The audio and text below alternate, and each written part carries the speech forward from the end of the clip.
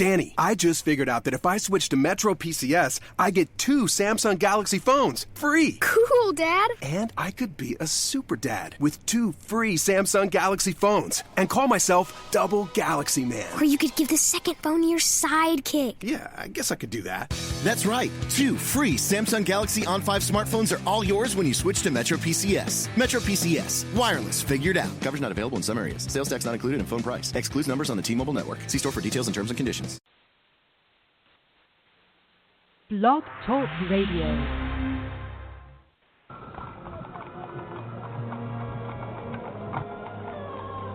The year, 1888. The place, London's East End. Dead and mutilated bodies are popping up all over, from Stamford to Whitechapel. Jack the Ripper is leaving his mark, and the city's on edge. Yvonne Mason is back with a tale of murder and millinery. The Rhodes Hat Factory is booming while the body count rises.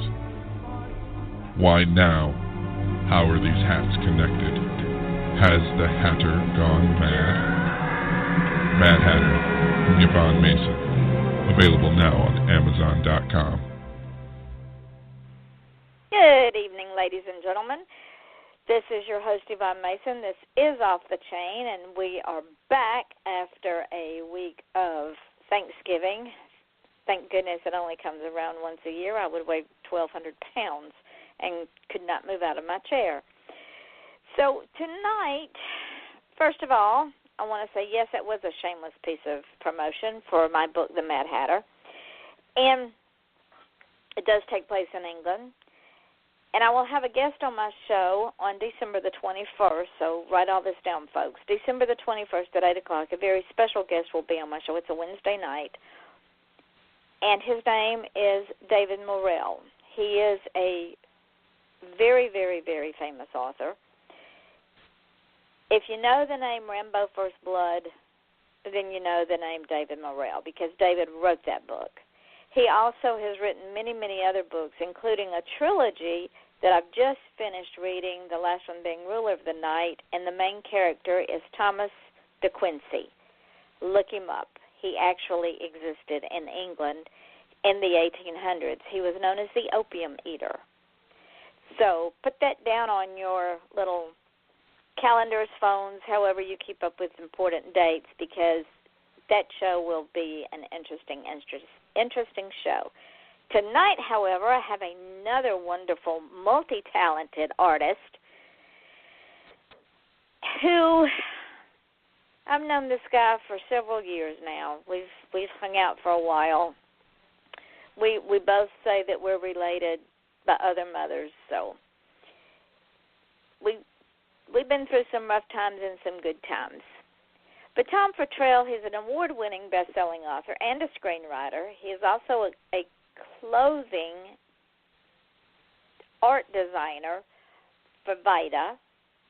He has art hanging in galleries. He has studied the martial arts for nearly 40 years and has been inducted into the Martial Arts Masters Hall of Fame. Now, Thom lives out in the country with his wife, his 2 daughters, and a plethora of cats, so we'll just call him the Cat Man from now on. How are you, my friend? I am good. I heard you back there snickering. Yeah. These cats are giving me the evil eye. They must have heard you. Probably. All right. Tell the audience, first of all, you and I have been friends since almost before God now, it seems like. Seems like it, yeah. Yeah, we've been through a lot together. Oh, yeah, a lot of hills. Yeah, the dark, the lean, the ugly, the pretty, the not so pretty. Yeah, we have. But that is the beauty of the indie author community. Don't you agree? Because that core of us, that group of us that hooked up because of He Who Shall Remain Nameless, he actually did us a favor. Because think about it, all of us have all remained friends and have worked for each other and with each other and helped each other for going on 11 years. Yeah, kind of like an extended family. Exactly. When one of us hurts, we all hurt. Yeah. So I'm excited about this show because I want to know your history. I want to know how you managed to do all you do, how you got there, what made you want to get there, and who helped you get there. Oh, that sounds boring, though. No, it's lots of fun. The listeners love it. Because, see, what you've done, Thom, is you've made dreams come true for yourself in spite of a lot of the bumps in the road that have gone on in your life. And people want to know, well, if he does all this, surely it was easy. No. No. It wasn't. No. So let folks know how you got. First, you started off in martial arts. Did you start it as a child? Was that something you wanted to do? I started. I was real little. My brother actually got me involved in it. I was not like 100% into it, but it was like the first time I seen a class, I fell madly in love, and I've been training ever since. Now, for those that don't know, and I have not trained in 10 years, and I'm very, very rusty. I'm sure I could take care of myself if I had to. It would come back. But that being said, the training never stops, correct? That's correct. Yeah, it's still practice. I had some really, really cool students. I teach a few times a week. They brought me a wooden dummy to train on, and that's become like my best friend. Absolutely love training on it. Well, for people that don't know, when one trains in the arts, that training is to be used only for self-defense, not for stupid stuff, correct? Correct. Yeah, you don't you don't train to be a bully. That's if you're doing that, then you're not learning. You're just throwing punches and kicks. There's so much more to it than that. Explain to our listeners what is involved, because it just doesn't encompass the physical. You have to have the mental, the emotional, and the psychic and the soul all in balance, right? Right, yeah, 100% correct.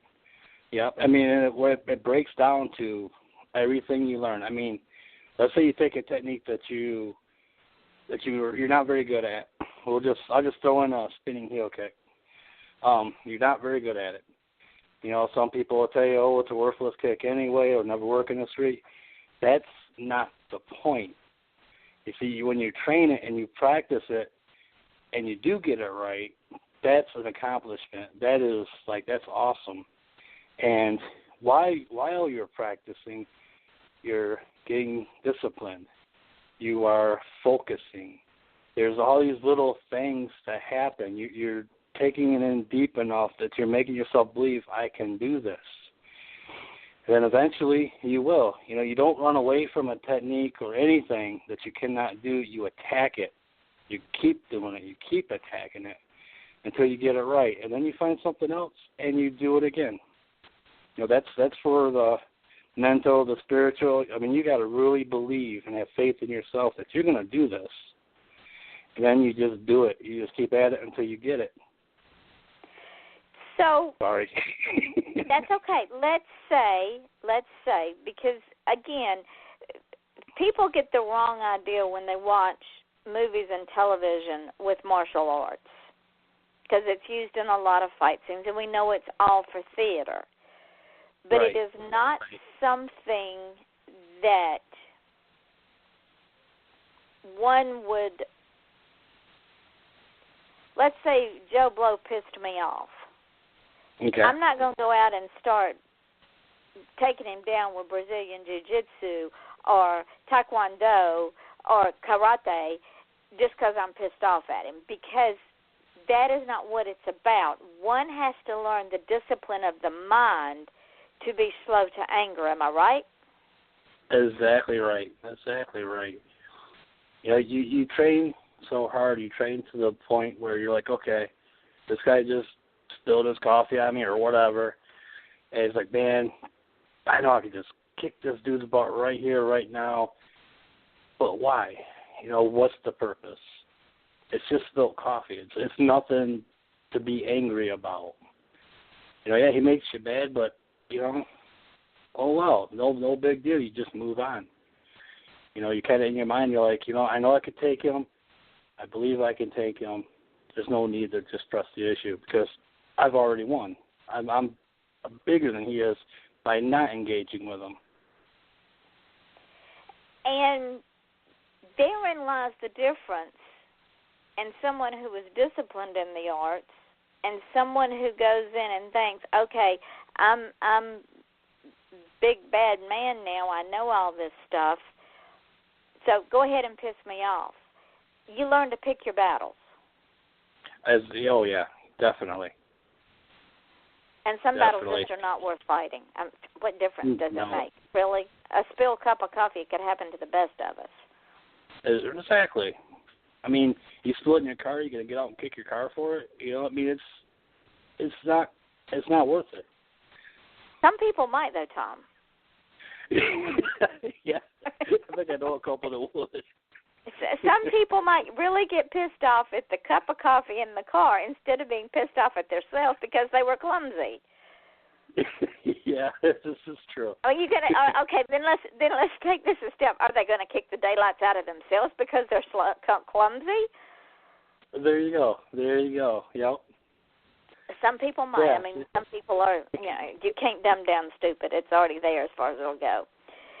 Amen to that. So, 40 years that you've been doing this. Now, for those that don't know, Tom is not 40 years old. He's a little bit older than that. But for 40 years, he has been training. Now, if someone wants to start, let's say I was 52 when I started. Okay. Say they're in their 50s and they want to start training. I know that I wasn't too old. I hurt like hell, but I could do it. They're not too old if they're healthy and if their mindset is right, correct? That's correct.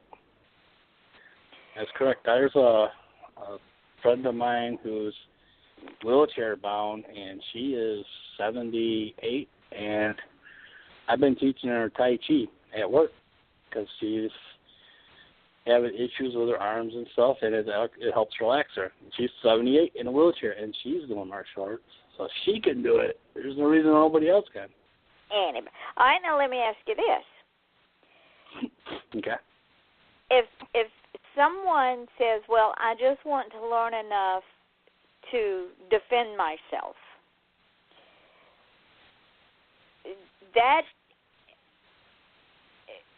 that may be the premise, but if they learn just enough to defend themselves and they don't keep training, they're not going to be able to defend themselves because, number one, their mind and their body won't be in balance to react to a situation, and number two, the muscles that one uses in martial arts would not be strong enough. Am I right in that?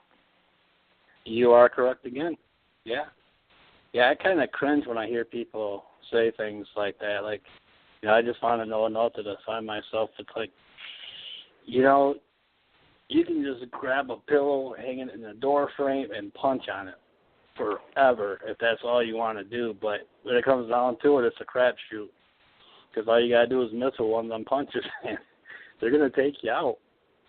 You know, you really need to train it. Right. Now, I mean, if there's no balance.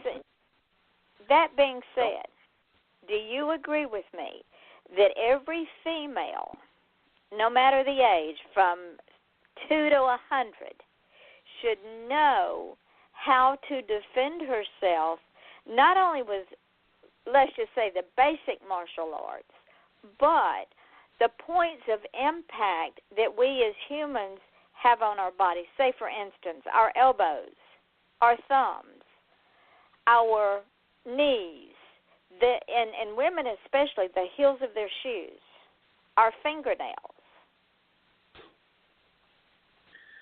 Yeah, I think every female should train, and yeah, I mean, you should learn all these things because you never know, and there's they some should great not be afraid, schools and they should not be afraid to use it. Don't ever second guess yourself, ladies. If you're in a situation where it's flee, hide, or fight, you can't flee. There's no place to hide, and you got to fight. You better make damn sure you fight, because if you don't, you've already lost. Right? Exactly. Yeah, and in that confidence, that feeling that I can win this fight, that comes from the constant training. That comes from getting yourself in balance. Because if you don't have confidence in yourself, especially when you're having to throw those techniques, if you don't believe in yourself and believe in those techniques, they're not going to work because you're out of balance. And the perpetrator, the reason they're attacking someone to begin with is they get a thrill of the feeling of power. Well, when you take their power, you've disabled them. They're out of their comfort zone. Exactly right. Exactly right. Yeah, So, I mean, if you look like a victim, they're going to, that's just it. You can't let yourself look like a victim. You got to have that confidence. And getting back to looking like a victim, ladies, when you and your daughters, and even young men, when y'all are out in the public, put your phones away. Yes. Be aware of your surroundings, especially at night.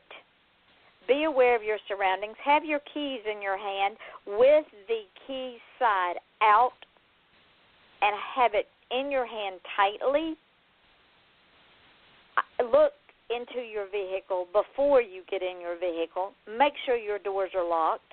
If someone comes up to you and wants you to go help them do something, offer to call someone. Don't go with them. Exactly right. Exactly right. And be ready to use anything at hand as a weapon. If you got like a comb, you slash somebody across the face with that comb, it's going to hurt them. You may say, oh, it's just a stupid plastic comb. That thing could save your life. Exactly. A pen, anything like a pen, a nail file, anything. Just get it, learn how to use it, and just be ready. Have it ready for you. And put your phones away. Don't be walking down the street or out to the parking lot or even in a store with your face in your phone, because predators watch for their victims. They do. Yeah, they'll be looking for that. And they know people that are not paying attention to their surroundings, and people that are distracted, and people that are dealing with a fussy baby, or dealing with a child that's misbehaving, or being so busy talking with their friends, they're not aware of the things that are around them. It happens every single day. Always be aware. Does.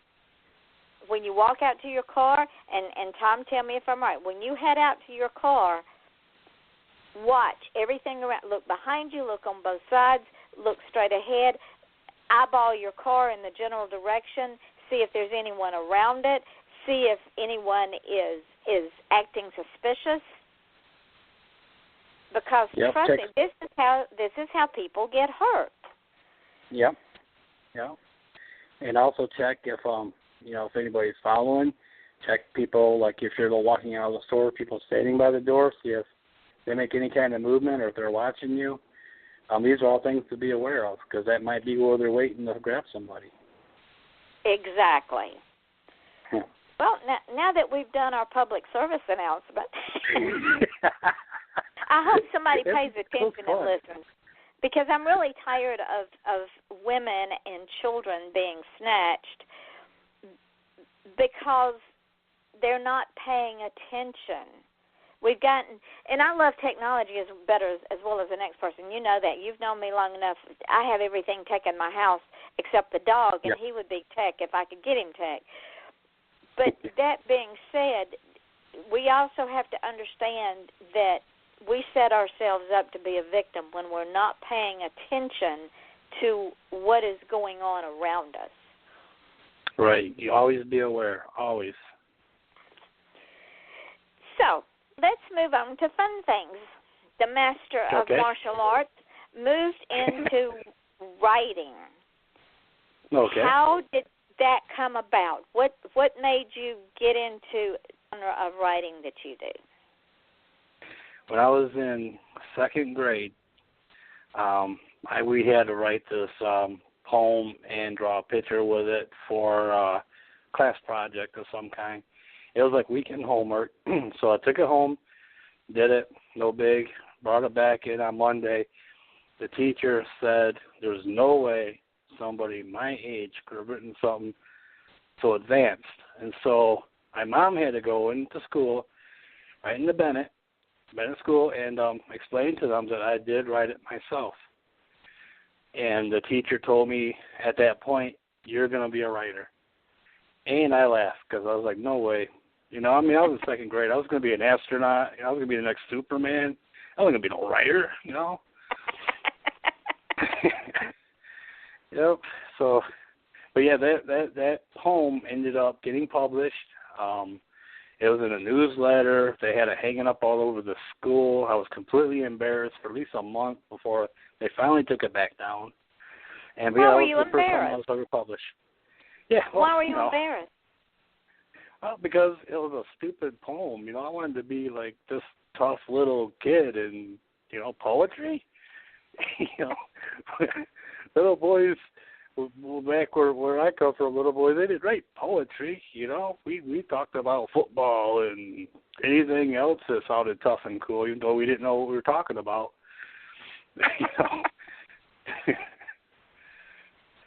But you were tough and cool. I mean, think of this. Edgar Allan Poe was a poet. Yeah, he's my hero. He's one of my heroes. Mine too. He's one of mine too. We've talked about this. We both love Poe. Yep, so yeah, we do. How much longer after second grade did you start writing? After you got through being embarrassed, did you start writing in earnest? Well, the art part. Basically, my mom gave me that was probably about the same time. My mom gave me a book, Snoopy and the Red Baron. And instead of reading the book, I drew all the pictures from it and just absolutely loved drawing. And that's pretty much where that started. But writing-wise, I really didn't get into it, again, like anything serious until probably, I think it was high school. I had to have an English credit, and the only thing that was available was creative writing. I hated my teacher. My teacher thought that I was going to write the next drama, and I wanted to write the next Shining. And so the more he told me to be nice about my writing, the darker my stuff got. He made me the horror writer I am today. Well, see, even though you didn't like him, he did you a favor. He did. I write horror in spite of this guy. And I don't even know if he's still alive. But I'll still Actually, keep writing it because of make him. him mad. You write it because of him, not in spite of him. Well, did you pass the class, Tom? Oh yeah, I did end up passing the class. It was really funny too, because like one of our final projects we had to do, we had to write a play. Like they broke us into groups. We had to write a play, and we had to enact the play like with other students in the auditorium. And the more me and him went at it, the shorter my lines got, to the fact where I got one line in the entire play. And I made sure it was something so bad that he would be instantly mad, and he was pissed. But like they had this romantic picnic in the park, and I'm just kind of standing there, and the guy walks up, and he's like, so Eb, what do you think of all this? And I looked at him, and I made sure the teacher was sitting right there watching. I was like, I want your soul. He was so pissed. Give me one line. I'm going to make it happen. You are an evil man. And I love it. Oh, be evil? Never. Yeah. Uh-huh. So, tell the folks some of the stories you've written and where they are, because unlike most of my guests, ladies and gentlemen, and I am the best at what I do, and that's finding people, because I hunt people. Did it for a living. Thom has nothing out there but his Facebook and his Twitter. I don't know how you expect folks to go find you and purchase all this wonderful stuff that you do if you don't have a website. And it's I know, I really did gotta get that. You think? Yeah. I know. You're talking to a guy who refused to give up his typewriter until 2002. But we had to drag you kicking and screaming into the 21st century. Pretty much, yeah. I mean, my phone still has buttons on it. I'm just... That's frightening. I was just like, one of them guys was like, oh, it'll come back. No, it doesn't come back. It's over. It's only going to get more technology. So, yeah. You now do greeting cards? You illustrate greeting cards? I've done some greeting cards, yeah. I do a lot of art commissions, a lot of portraits. Still learning the comic art. I got a few things going there. Right now I'm learning how to draw sloths and penguins, because I was just asked to illustrate a children's book. And so I told him I'd give it my best. It's a great writer, a great guy. And so I'm teaching myself how to draw them so that I could draw them for his book. That's my current art project outside of the other ones. Well, this brings me to, well, before I say that, you also, for lack of a better terminology, because I really am not sure what the terminology is, but you're a art illustrator for clothing, right? Oh, yeah, clothing. I design, I make designs for scarves and shirts and handbags and for Vida, I think it's Vida. That's how they pronounce it. And ladies and gentlemen, if you haven't seen some of this artwork, shame on you. It is absolutely stunning. It's one of a kind, and it is absolutely beautiful. What made you decide to go with Vida? That's the weird thing, and this is something that tends to happen to me. They came to me. They saw my artwork on Facebook and came to me and asked me if I'd be willing to give it a try. And I was like, oh, yeah. And I did a few designs for them, and, they loved it. They said they were happy to have it in their collection, and I've been designing for them ever since. So have you got some new, do you have some new artwork out with them now? I have a few. I think they came out maybe 3 weeks ago. They're tote bags. I have a few designs on those. I'm trying to do some seasonal ones. I did fall for them so far. I haven't had a chance to send them the other ones. And you can actually get to that artwork, shopvida.com, and I think it's /voices, and then just type my name in there, and you should be able to find my work. And I'm telling you, ladies, if you are looking for a gift for that person who has everything, go look at this clothing, the scarves and the handbags and the T-shirts with Thom's artwork on it. It's stunning. No, thank you. It'll blow your mind away. You also are a screenwriter. Yeah, yep. I have a couple of movies that made theaters. One of them made it to 21 countries, played in 59 different theaters. And the crazy thing about that is, once again, they came to me on Facebook. It's like I didn't apply anywhere. They just come to me. I don't know what the attraction is, but I appreciate it. Yeah, I had ladies and gentlemen. Yeah, please do. But yeah, this person, he's another martial artist. He plays the starting role in the movie that was in the theaters. He just came to me and asked me if I would be willing to write a screenplay for him. He gave me the idea, and I was like, yeah. Then I had another guy that ran a publishing house who came to me maybe 6 months later, and he had a book. One of his authors had a book that they were going to do an option for film, and nobody there knew how to write script. Like, nobody in his department knew how to write script, and so he, once again, Facebook friend, brought it to me, wrote it for him. It ended up being picked up by New Vision, and it's a Lifetime movie now. Wow. So your name is on the screen. Your name is in the credits. Screenplay by Thom Futrell. Yeah. Hopefully they spelled it right. Well, if they didn't, it's no big deal. We all know who you are. This is true. Now, you have some passions and causes that you're really big in. Animal welfare, arts and culture, children education, human rights, and poverty. Yep. How did you get involved in those, and how do you participate in them? Well, what I usually do is, like, some of the books that I have out, I've gone to different organizations like Cancer Research,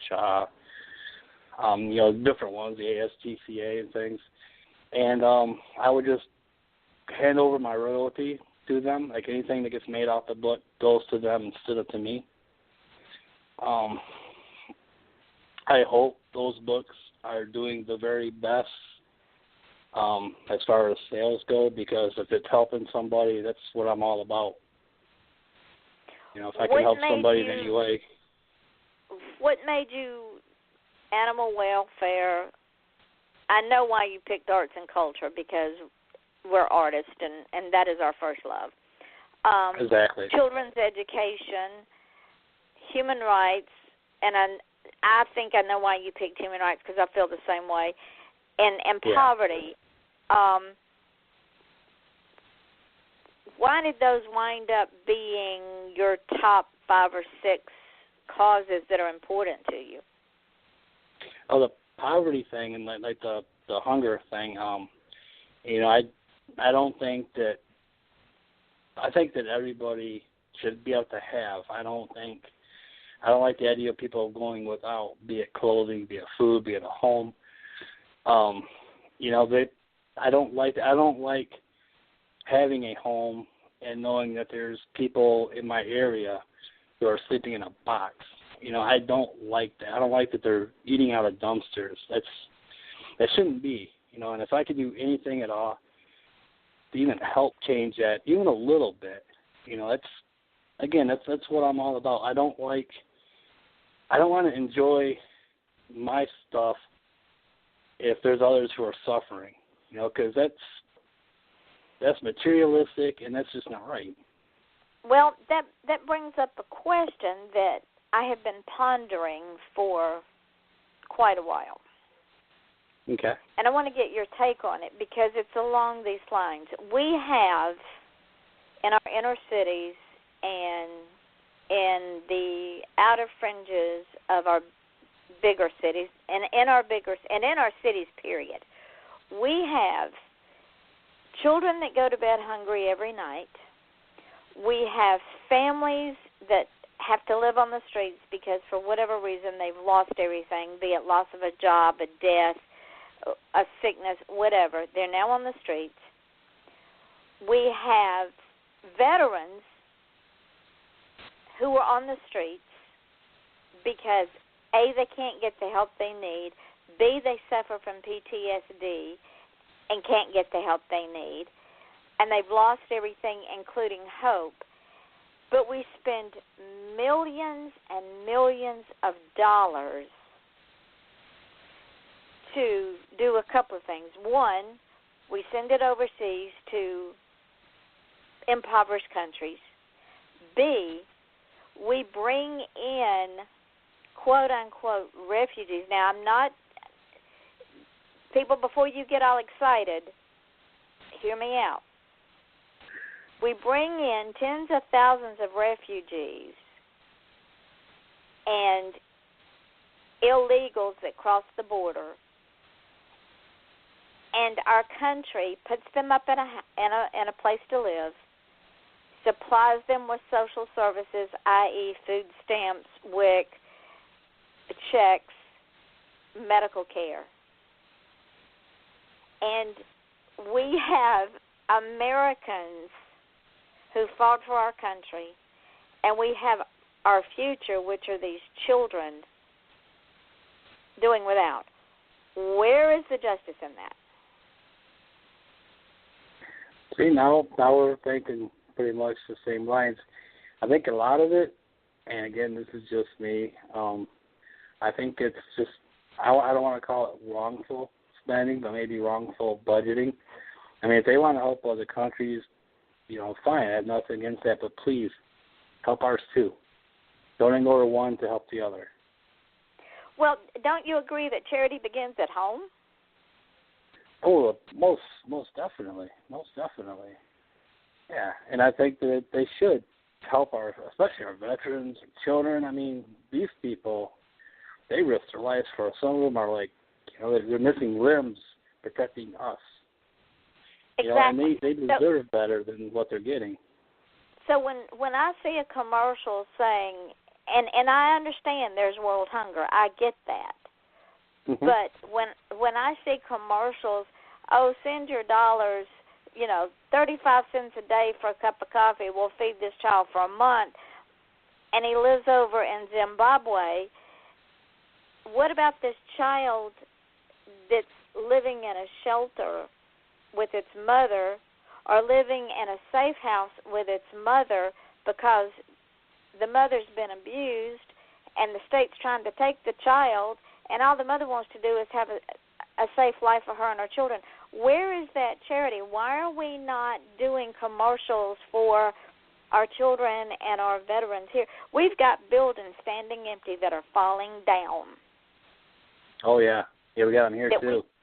That we could put our veterans in, that they would have a place, that families could get a fresh start.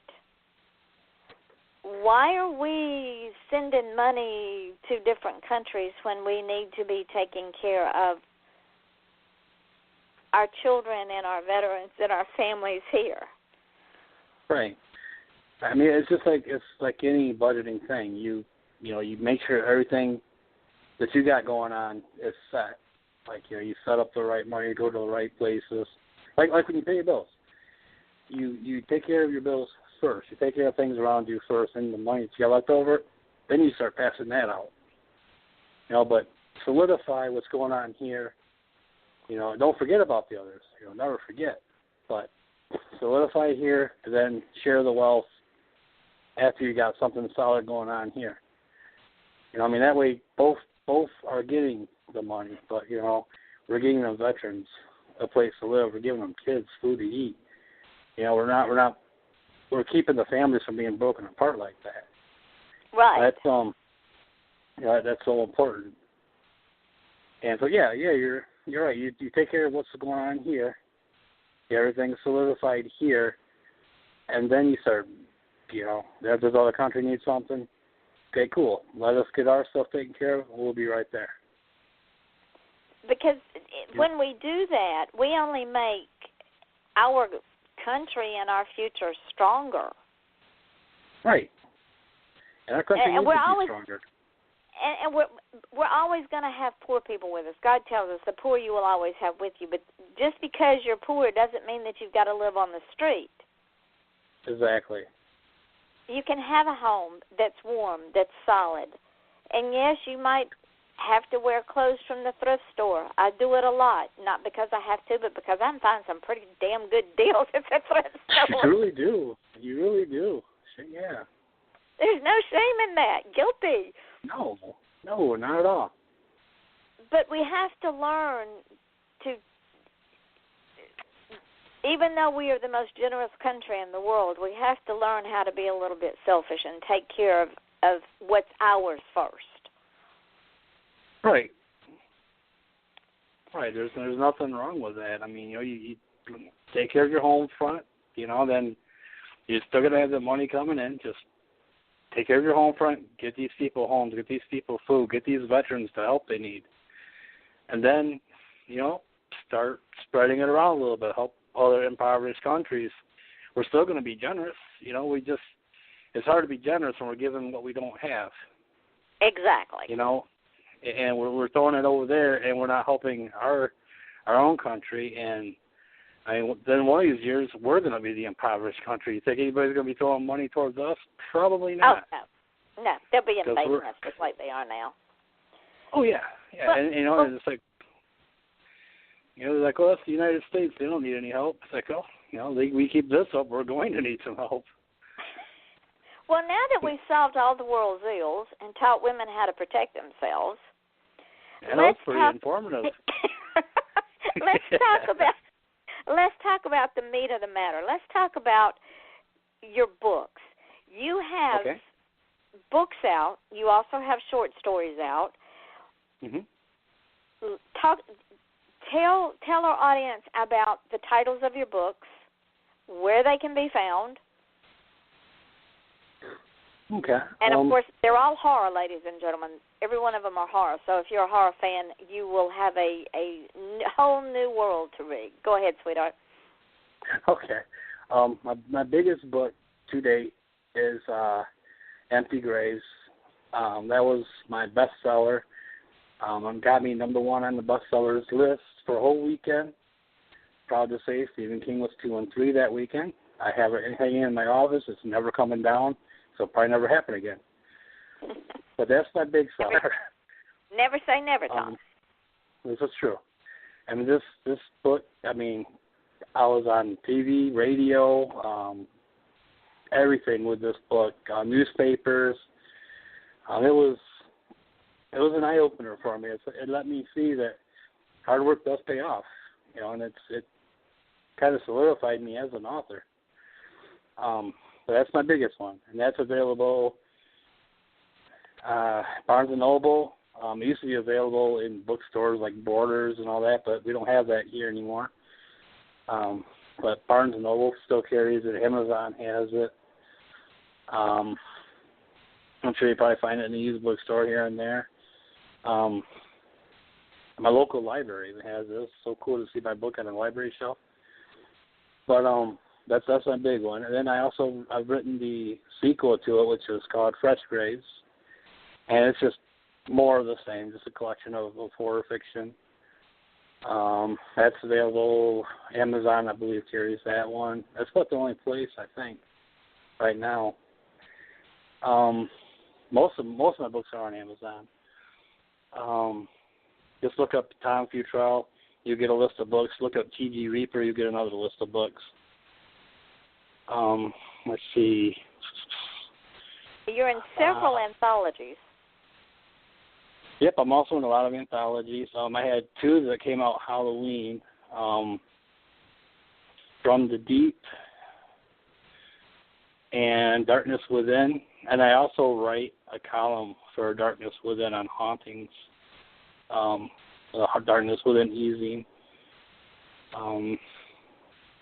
Those came out, and I've been with the Lost Word Writers. We've written, so many. Pottersfield, Within These Walls. We're slowly working on another anthology. We're just trying to put things together still. Great group of writers, absolutely great people. And you also ghostwrite for people. Yeah, I just signed a contract to ghostwrite my first murder mystery, which is pretty cool because it's something I've always wanted to try to write. It's a mystery. and it's really hard to not kill everybody in the first few pages because people who read my books realize nobody lives in my books. Nobody.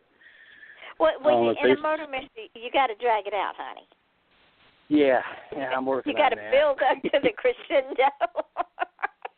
Yeah, that's it's not horror, Dom. It's not horror. It's a murder mystery. Think of Inspector Clouseau as you're writing. Oh, that might help, actually.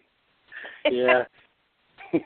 You know, I was going to write a children's book one time, and sent a proposal and stuff to a publisher, and they told me no way because I would traumatize the children. I love it. Okay.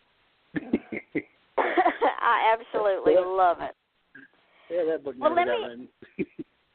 You were in all three of. Actually, you were in four. You were in Blessings of the Darkness, right? Yep. Okay, you were in Satan's Holiday. Yep, Satan's Holiday. Yep.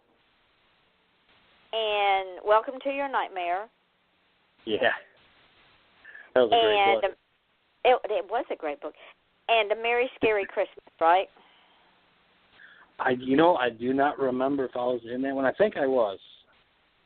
I believe so. I think because it's not an anthology without you. I probably insisted. Yeah, actually, I think you did. Well, I think about it. I'm pretty sure I was in it. Because I think you tried to weasel out of it, and I threatened you with the monkeys. And, of course, nobody tells Yvonne no. It's just not done. Right, especially when the monkeys are involved. So let me ask beware the monkeys. In fact, the monkeys have been flying this week. Things have just went south in a hurry, so I sent them flying and had to delete a few people, but that's okay, too. So if someone came up to you and said, Thom, I'm a dreamer. I have this dream, and I want to do this, but I don't know how. I don't know what to do. I just know I want to do it. Now, ladies and gentlemen, for any of you all that know us, know that when we started this journey, we all had a dream. Some of us, like Thom, had more than others, and like me, had more than others, but we all had at least one dream. And what we did is we found a way to make our dream real. We found a way to publish our work. We found a way to get the artwork out. We found a way to become a hybrid martial arts expert that's inducted into their Hall of Fame. We found a way to make our dreams real. Now, if someone comes to you, Thom, and says, I have this dream, but, what would you tell them? Oh, I tell them, number one, if it's in your heart, if it's in your soul, and to you, if it's worth doing, worth fighting for, then stop at nothing. Just do it. If you're weak in that thing, like in a part of it, grammar for writing, drawing a certain thing, like hands are the devil to draw, anything like that, then you attack it. Work at it until it becomes your friend. If you want to be a better writer, if you want to be a better artist, draw, paint. If you want to be a martial artist, get your butt up off the couch and start throwing some kicks, punches, and start doing some cardio. That's the only way you're going to do it. You could want, but wanting is not going to get you in the Hall of Fame. It's not going to get you published. It's not going to get you anything in a gallery. You don't want, you just do it. And you keep doing it until it gets right. And once it's right, you keep doing it until it cannot get wrong. That was such big grammar. I like that. And do you agree that person should surround themselves with people of like minds and get the negativity totally out of their life? Because we all know what happens with negativity. It destroys. Yeah, yeah. Get with people who will support you. Don't, if people are like, oh, you'll never get there, prove them wrong. Get with people that because everybody gets told, everybody. I mean, I've been told I'll never be published. I was told, you know, my art sucks. I was told I'll never earn a belt. I mean, I've been through it all. There's nothing that anybody could tell me a reason that they can't do something. Like I say, hey, you know what? Yes, you can. There is no reason at all. Get with some supportive people. Let them share their positivity with you, because they've had those negative shots too. You know, just get with those people, surround yourself with them, and build each other up. Don't tear each other down. Don't be like, oh, mine's better than yours. No, that's bull. Yours is better than yours, and it's going to keep getting better, and that's all you have to worry about. Because none of us are in competition. Right, exactly. It's not a competition. You know, you're working your heart out. You're working it out for you. You're not working it out to beat somebody else. Oh man, I keep going on these little tandems. Well, that's okay. But like you say, we've all been in the bottom of that pit. Every one of us as artists have been in the. I know there's been days when I've said to myself, I'll never write another word. But then that one character gets in my head and says, "Watch this, bitch." Yeah. Yep. Exactly. You think you're going to keep me quiet? I'm going to keep you up at night. Yep. They keep you up until you write it. So, ladies and gentlemen, and this is what Thom and I are both saying, and I say this at the end of every show that I do. I don't care what your dream is. If you're an activist, if you're an artist, if you're a musician, if you want to be in martial arts, hell, if you want to be a garbage collector, which is a very lucrative and important job, be the best at it that you can be. And as the wise man said, no one can destroy your dream without your permission. And don't give anybody permission to destroy your dream. It's up to you to say, hey, there's no room in my life for you. I don't care if it's your best friend. If someone is going to be negative in your life and someone is going to be jealous of your successes, cut them off. Drop them like a bad habit. That isn't. Yep. You're right. That is not a friend, because friends don't do that. Right. Right. And Thom's been there. Thom and I've had many conversations. And the bottom line is this: you're only as good as you believe you are. And Thom, you and I have both seen people that did not really believe they were that good, and then all of a sudden the light bulb went off. Oh, yeah. Oh, yeah. And they've shot themselves. Yep. Sad to see, now, you know, I mean, because it's there. They just give up. Just like you, who would have thought that you would have 2 screenplays with your name on the credit as a screenwriter in 21 countries? Who would have thought? Who would have thought you'd be in the Hall of Fame martial arts? Who would have thought that I would have been on national television? Actually, national television in 3 different times. 2 of them out of the country. 1 in England, 1 in France, 1 here. Not me. Yeah. But we believe. I mean, exactly. And that's it. You believe, you buckle in, and you see how far it can take you. And you don't stop ever. Even if you say, oh, this is a comfort, no. Don't believe that. Keep going. There's always more. Always. And never, ever, ever throw out a piece of artwork, no matter how bad you think it is, and never, ever, ever throw out a manuscript or a poem or any writings. Never throw any of your work away. And the reason for that is what, Thom? Because someday you're going to look back at it and you're going to say, wow, I've come so far since then. Or you're going to pick that manuscript up and edit it and rework it and revise it, or pick up that piece of artwork and go, oh, I can, especially if it's a pencil drawing or a charcoal, I can change a line here, or I can change a line here. Yep. And you never know when that inspiration is going to hit. Yep, on Facebook they have those things that pop up, like it says share your memories, and like I see artwork I did 5-6 years ago, and I'm looking at it, I'm thinking, wow, because back then I thought that was awesome. But I didn't stop there. I could have, but I didn't stop there. And now I look at it, I'm like, wow, I'm so much better now.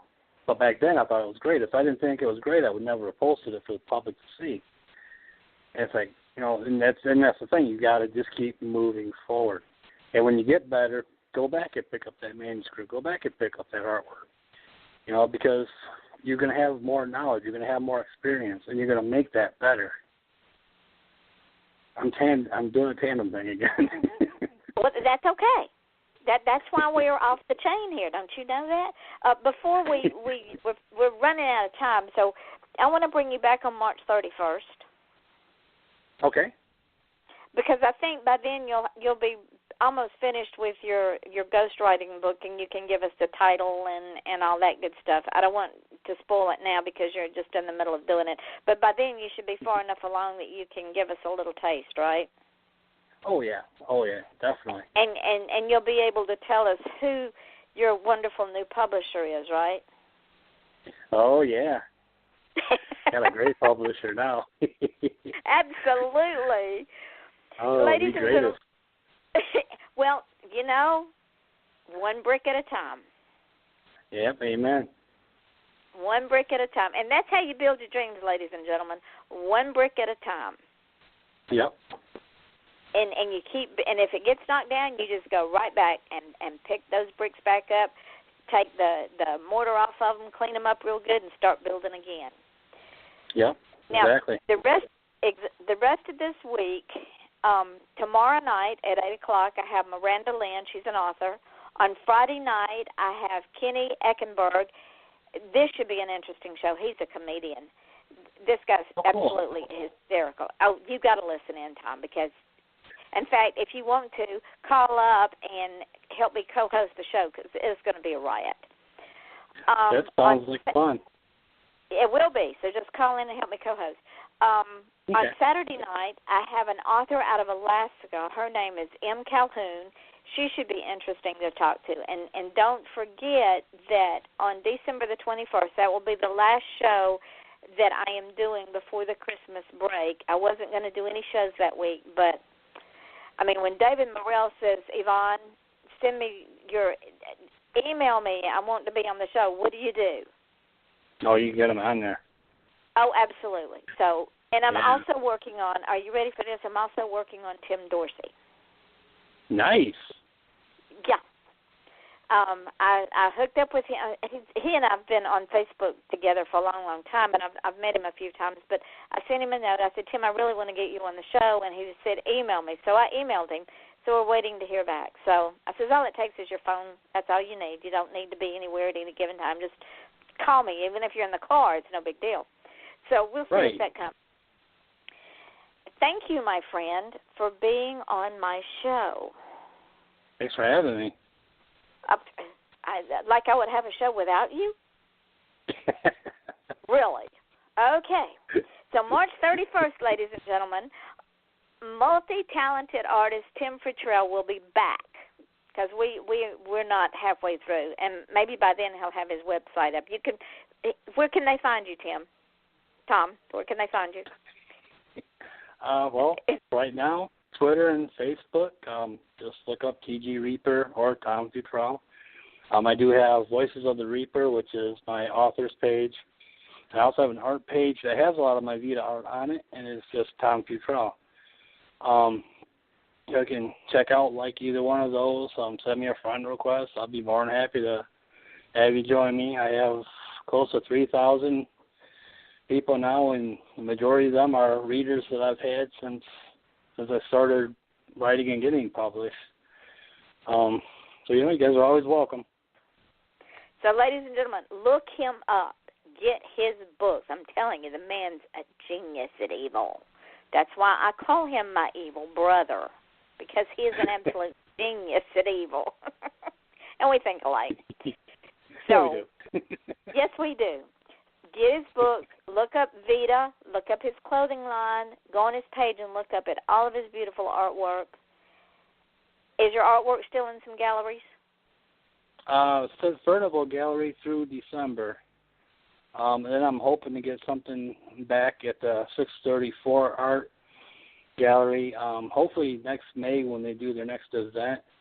It'll be my third time there. It's a really, really great gallery. Sweet. So, ladies and gentlemen, join me tomorrow night at 8 o'clock Eastern Standard Time with author Miranda Lynn. And Tom will be back on March 31st at 8 o'clock. And I'm going to try to talk him into co-hosting with me on Friday night with comedian Kenny Eckerberg. My friend, thank you so much. Oh, thank you. This was This was a blast. And the hour flew by. That was awesome. Well, I will speak to you soon, and you know that once I get everything uploaded that you can use all of these to promote yourself, right? I'll tag you in when I get the podcast. That. My Okay, gift to you, my friend. Appreciate all right, it. Definitely. Until next time, I will say, love yourselves, ladies and gentlemen. Live your dream. And Tom, my evil brother, I love you. Love you too. Good night, my friend. Good night.